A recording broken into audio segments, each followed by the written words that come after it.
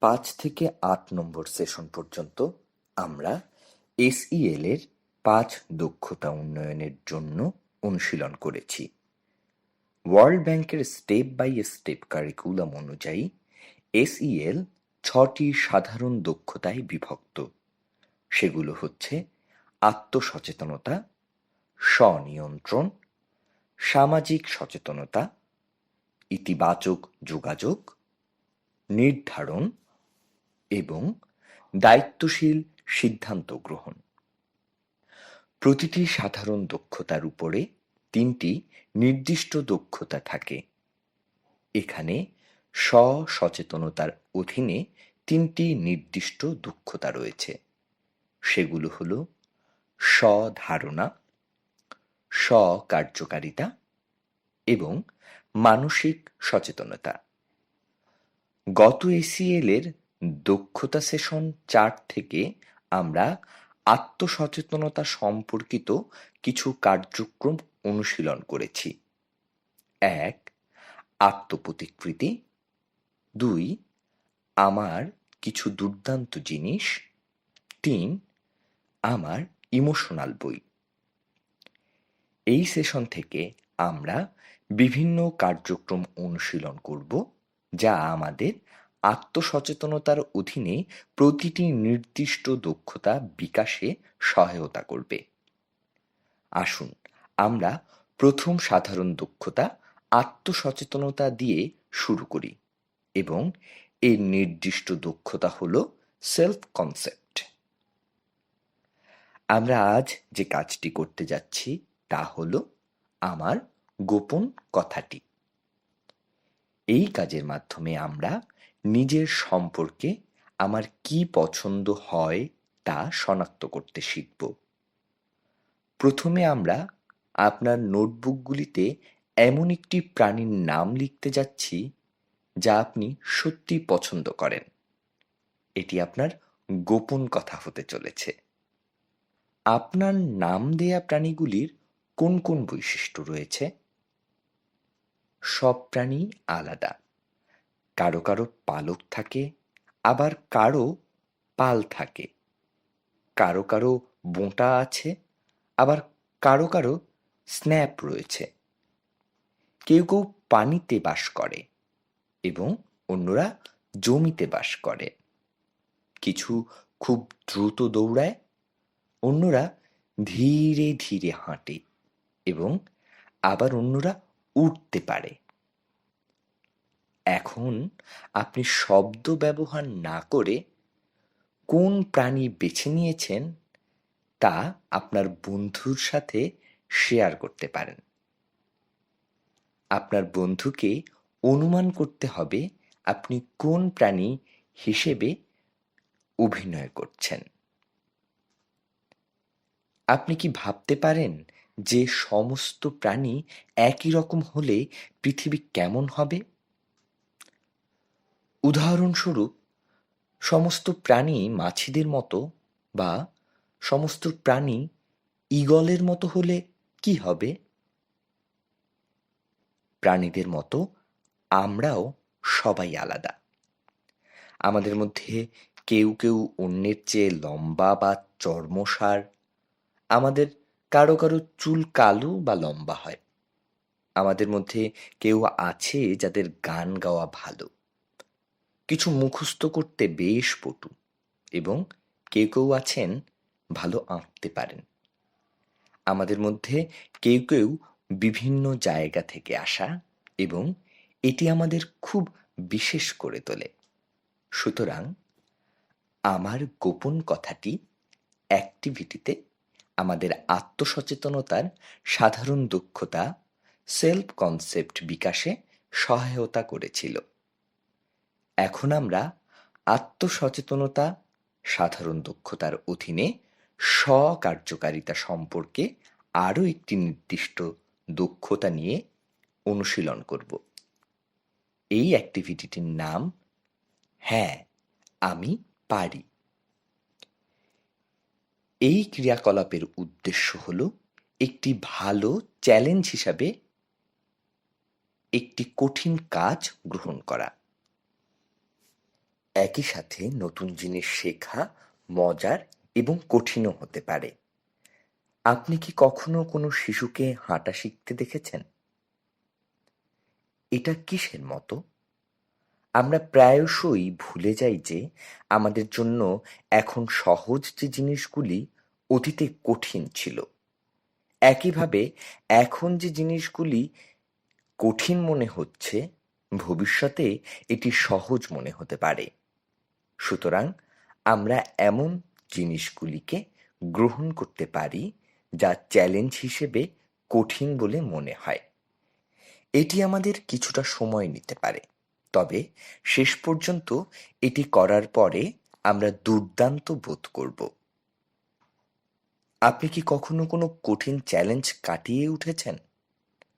আপনি কেমন অনুভব করেছিলেন? এই অ্যাক্টিভিটিটির জন্য আমরা রহিম এবং তার হাতের লেখা গল্পটি শুনতে কিছুটা সময় নিতে যাচ্ছি এবং আমরা এটি নিয়ে ভাবতে যাচ্ছি। একদিন একজন শিক্ষক তার ছাত্রদের জিজ্ঞাসা করলেন, তুমি স্কুলে সবচেয়ে গুরুত্বপূর্ণ কোন বিষয়টি শিখলে? কিছু শিক্ষার্থী তাদের হাত বাড়িয়ে বলতে শুরু করে, আমি খুব ভালো করে পড়া শিখেছি। আমি খুব ভালো লিখি, কিন্তু আগে ভালো লিখতে পারতাম না। এখন আমি সত্যিই খুব দ্রুত লিখতে পারি এবং আমি খুব ভালো আঁকতে শিখেছি। এবার গল্পটি এখানে কিছুটা থামিয়ে দেওয়া যাক। আপনারা নিজেরাই এই প্রশ্নটি সম্পর্কে ভাবুন। স্কুলে আপনি কি জিনিস শিখেছেন? এবার গল্পটি এখানে কিছুটা থামিয়ে দেওয়া যাক। আপনারা নিজেরাই এই প্রশ্নটি সম্পর্কে ভাবুন। গল্পের পরের অংশ হলো, শিক্ষক বললেন, আমরা আগে জানতাম না এমন সমস্ত জিনিস আজ শিখেছি। আমরা সবাই এত কিছু করেছি। আমরা কি আগে লিখতে জানতাম? সবাই বলল, না। এই সব শিখতে আমাদের কি করতে হবে? কিছু বাচ্চা বিভিন্ন বিষয়ে প্রচুর চিন্তা ভাবনা শুরু করে। উদাহরণস্বরূপ, কেউ কেউ বলেছিল যে তারা শিক্ষকের খুব কাছ থেকে মনোযোগ দিয়ে শিখেছিল। অন্যরা বলেছিল যে তারা এটি করতে সক্ষম না হওয়া পর্যন্ত তারা প্রচুর অনুশীলন করেছিল। অন্যরা বলেছিল যে তারা যখন কিছু বুঝতে পারে না তখন তারা প্রশ্ন জিজ্ঞাসা করে যতক্ষণ পর্যন্ত তারা বুঝতে পারে না। আমরা গল্পটি এখানে থামাচ্ছি। অংশগ্রহণকারীরা নিজেরাই এই প্রশ্নটি সম্পর্কে ভাবুন। এই জিনিসগুলি শিখতে আপনাকে কি করতে হবে? চলুন গল্পের পরের অংশ দেখি। এদিকে রহিমের মতো অন্যান্য শিশুরাও খুব শান্ত ছিল এবং কিছুই বলল না। রহিম যে কিছু শিখেছে তার কিছুই মনে করতে পারেনি। সে ভেবেছিল যে সে কোনো জিনিস শিখেনি। শিক্ষক তাকে বললেন, স্কুল থেকে যা যা শিখেছেন তা নিয়ে কিছু বলো। রহিম কোনো উত্তর দিল না। নিচের তিনটি প্রশ্নগুলো নিয়ে চিন্তা করুন। 1. আপনি কিভাবে রহিমকে অনুভব করছেন বলে মনে করেন? দুঃখিত, উদ্বিগ্ন, ভয় পাচ্ছেন? 2. আপনি কি মনে করেন রহিম সত্যিই একটি জিনিসও শিখেনি? 3. এমন কেউ কি থাকতে পারে যে কিছুই শিখেনি? আসুন গল্পের পরবর্তী অংশটি দেখে নেওয়া যাক।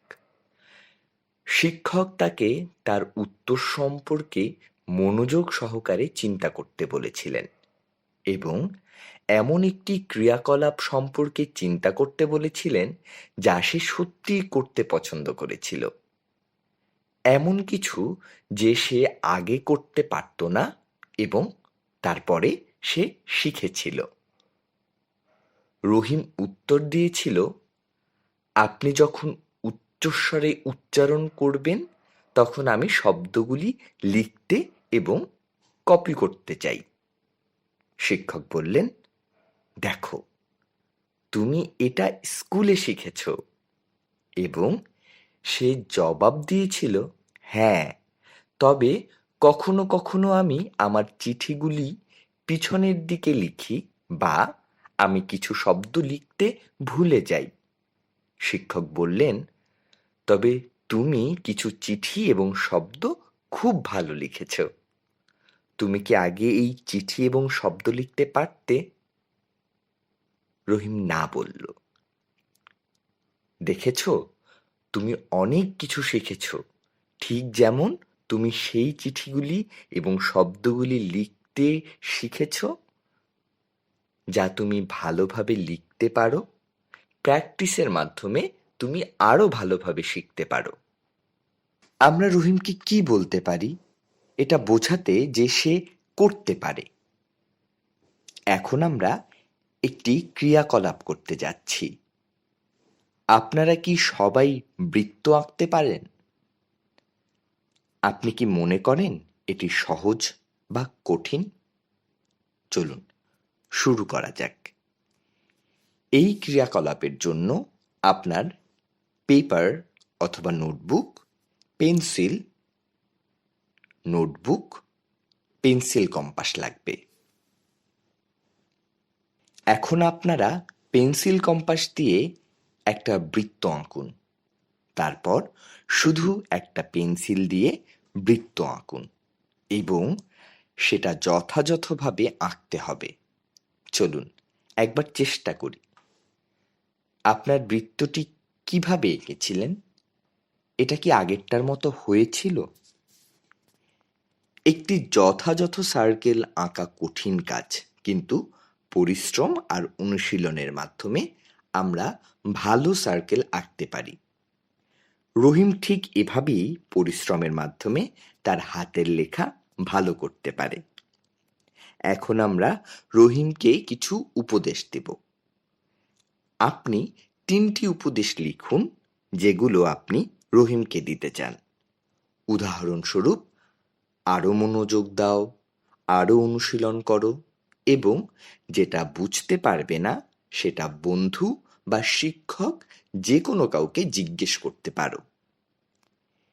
এই সেশন থেকে আমরা দেখেছি আমরা অনেক কিছু শিখতে পারি স্কুল থেকে। যদি কোনো কিছু খুব কঠিনও থাকে তবে সেটা প্র্যাকটিসের মাধ্যমে শিখতে পারবো। আপনি কি মনে করেন শুরুতে কোনো কিছু খুব কঠিন হলেও সেটা আমরা শিখতে সমর্থ হব? আমরা কি করতে পারি যখন আমরা এই ধরনের চ্যালেঞ্জগুলোর মুখোমুখি হব? আমরা যদি মনে করি আমরা এই কাজটি করতে পারবো না কিংবা এই কাজটি খুবই কঠিন আমাদের জন্য, তখন আমরা বারবার রিপিট করব, হ্যাঁ, আমরা এটা পারি। এই উপদেশটা আমরা কাজে লাগাতে পারি। আমরা 2টি অ্যাক্টিভিটি করেছি এবং আমরা পরবর্তী অ্যাক্টিভিটিতে যাব। এই অ্যাক্টিভিটিটি সেলফ অ্যাওয়ারনেসের আবেগিক সচেতনতা দক্ষতা। এখন আমরা Chester the cat feels anxious অ্যাক্টিভিটিটি প্র্যাকটিস করব। এই অ্যাক্টিভিটিটির মধ্য দিয়ে অংশগ্রহণকারীরা বুঝতে পারবে তারা কোন সময়টাতে উদ্বিগ্ন হয়। এই অ্যাক্টিভিটির জন্য আমাদের কালার পেন্সিল বা ক্রেয়ন দরকার। এখন আমরা উদ্বেগ নিয়ে কথা বলবো এবং এটার সাথে আমরা কিভাবে ডিল করতে পারি সেটা নিয়ে আলোচনা করব। উদ্বেগ হলো যখন কোনো কিছু নিয়ে আমরা নার্ভাস কিংবা চিন্তিত থাকি, যেমন যখন আমরা নতুন কোনো অভিজ্ঞতার মুখোমুখি হই, যখন আমরা কঠিন কোনো পরীক্ষার সম্মুখীন হই কিংবা যখন কোনো অপ্রত্যাশিত কিছু আমাদের সাথে ঘটে। চলুন গল্পের একটা অংশ সুমনের গল্পটি শুনি। হাই, আমি সুমন। আমি একটা বিষয়ে খুবই ভীত এবং চিন্তিত। আপনি জানেন, যখন আপনার সাথে খারাপ কিছু ঘটে তখন আপনি সেটার উপর কন্ট্রোল রাখতে পারেন না। এটাকে উদ্বেগ বলে এবং এটা স্বাভাবিক।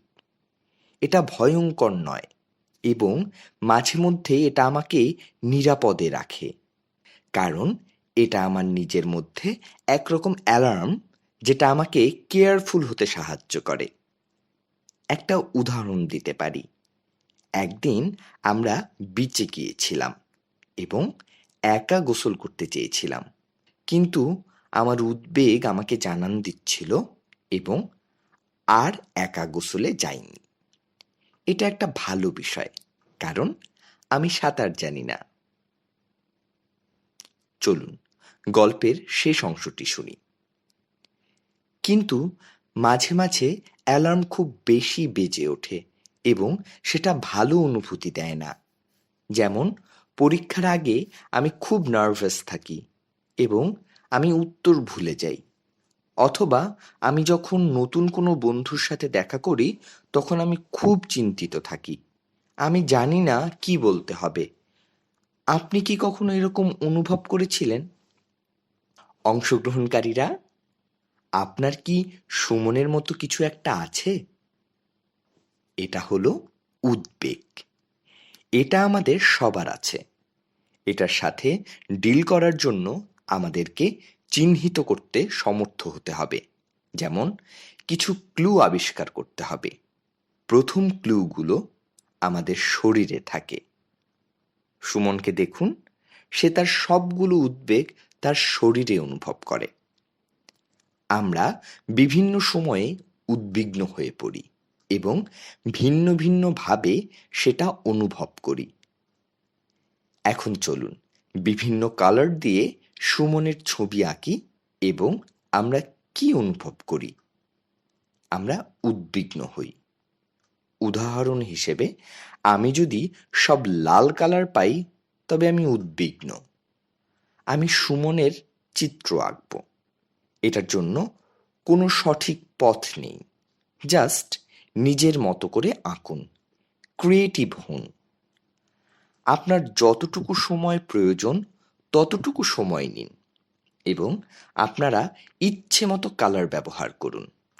এটা আঁকা শেষ হলে দেয়ালে ঝুলিয়ে রাখুন কিংবা যাকে আপনি ভালোবাসেন তাকে দিয়ে দিন। এই অ্যাক্টিভিটিটি থেকে আমরা শরীরের মধ্যে ক্লুগুলো আবিষ্কার করতে শিখব, যেগুলো নিচের দুইটি প্রশ্ন নিয়ে চিন্তা করতে সাহায্য করবে আমরা যখন উদ্বিগ্ন থাকি। আমরা কিভাবে জানতে পারি যদি আমরা উদ্বিগ্ন থাকি? আমার বন্ধু কি একইভাবে উদ্বিগ্ন থাকে? সুতরাং আমাদের সবার ভিন্ন ভিন্ন কারণ আছে উদ্বিগ্ন হবার। আমাদের মধ্যে কেউ কেউ অন্যদের থেকে বেশি উদ্বিগ্ন হয়, তবে সেটা ঠিক আছে। সুমন একদম ঠিক আছে। উদ্বিগ্ন একটা নর্মাল বিষয়, কিন্তু মাঝে মধ্যে সেটা কন্ট্রোলের বাইরে চলে যায়। যদি আপনার সেরকম কখনো মনে হয় তবে একজনকে খুঁজে বের করুন এবং তার সাথে শেয়ার করুন কোন বিষয়টা তাকে অনেক বেশি চিন্তিত করছে এবং আপনাকে নার্ভাস করছে। আপনি আপনার বাবা মায়ের কাছে যেতে পারেন এবং তাদের সাথে কথা বলতে পারেন।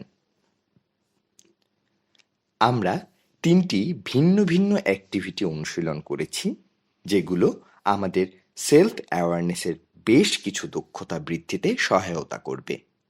আশা করি আপনারা এগুলো আপনাদের উপযুক্ত সময়ে অনুশীলন করবেন।